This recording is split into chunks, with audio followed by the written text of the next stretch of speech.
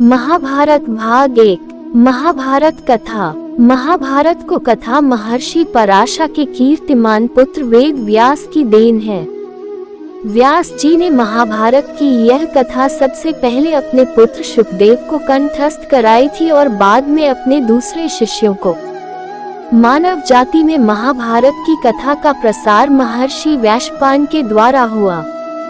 वैशंपायन व्यास जी के प्रमुख शिष्य थे। ऐसा माना जाता है कि महाराजा परीक्षित के पुत्र जन्मेजय ने एक बड़ा पज किया। इस महायज्ञ में सुप्रसिद्ध पौराणिक सूत जी भी मौजूद थे। सूत जी ने समस्त ऋषियों की एक सभा बुलाई। महर्षि शौनक इस सभा के अध्यक्ष हुए। सूत जी ने ऋषियों की सभा में महाभारत की कथा प्रारंभ की कि महाराजा शांतनु के बाद उनके पुत्र चित्रांगद हस्तिनापुर की गद्दी पर बैठे। उनको अकाल मृत्यु हो जाने पर उनके भाई विचित्रवीर्य राजा हुए। उनके दो पुत्र हुए, धृतराष्ट्र और पांडु। बड़े बेटे धृतराष्ट्र जन्म से ही अंधे थे, इसलिए उस समय की नीति के अनुसार पांडु को गद्दी पर बैठाया गया। पांडु ने कई वर्षों तक राज्य किया। उनकी दो रानियां थीं, कुंती और मादी।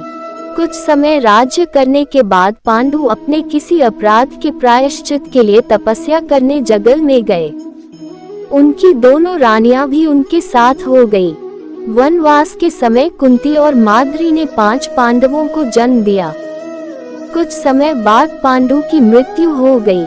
5 अनाथ बच्चों का वन के ऋषि मुनियों ने पालन पोषण किया और पढ़ाया लिखाया। जब युधिष्ठिर 16 वर्ष के हुए, ऋषियों ने 5 कुमारों को हस्तिनापुर ले जाकर पितामह भीष्म को सौंप दिया। 5 पांडव बुद्धि से तंज और शरीर से चली थे। उनकी प्रखर बुद्धि और मधुर स्वभाव ने सबको मोह लिया था। ये देखकर धृतराष्ट्र के पुत्र कौरव उनसे जलने लगे और उन्होंने पांडवों को तरह तरह से कष्ट पहुंचाना शुरू किया। दिन पर दिन कौरवों और पांडवों के बीच वैरभाव बढ़ता गया। अंत में पितामह भीष्म ने दोनों को किसी तरह समझाया और उनके बीच संधि कराई।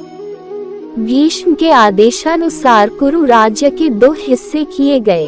कौरव हस्तिनापुर में हो राज करते रहे और पांडवों को एक अलग राज्य दे दिया गया, जो आगे चलकर इंद्रप्रस्थ के नाम से मशहूर हुआ। इस प्रकार कुछ दिन शांति रही। उन दिनों राजा लोगों में चौंस खेलने का आम रिवाज था।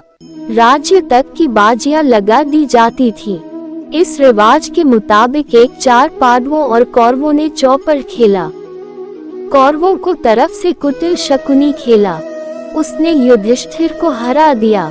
इसके फलस्वरूप पांडवों का राज्य छिन गया और उनको 13 वर्ष का वनवास भोगना पड़ा। उसमें एक शर्त ये भी थी कि 12 वर्ष के वनवास के बाद 1 वर्ष अज्ञातवास करना होगा। उसके बाद उनका राज्य उन्हें लौटा दिया जाएगा।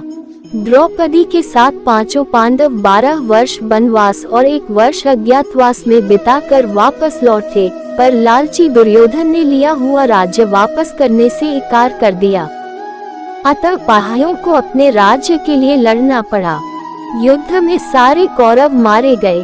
तब पांडव उस विशाल साम्राज्य के स्वामी हुए। इसके बाद 36 वर्ष तक पांडवों ने राज्य किया और फिर अपने पोते परीक्षित को राज्य देकर द्रौपदी के साथ तपस्या करते हिमालय चले गए। संक्षेप में यही महाभारत की कथा है। नमस्ते दोस्तों, हमने आज अपने चैनल पर महाभारत कथा शुरू कर दिया है। अगर आप लोगों को महाभारत कथा में रुचि है तो कृपया हमारे चैनल को सब्सक्राइब करें ताकि इस तरीके की वीडियो आप सबसे पहले पहुंचे।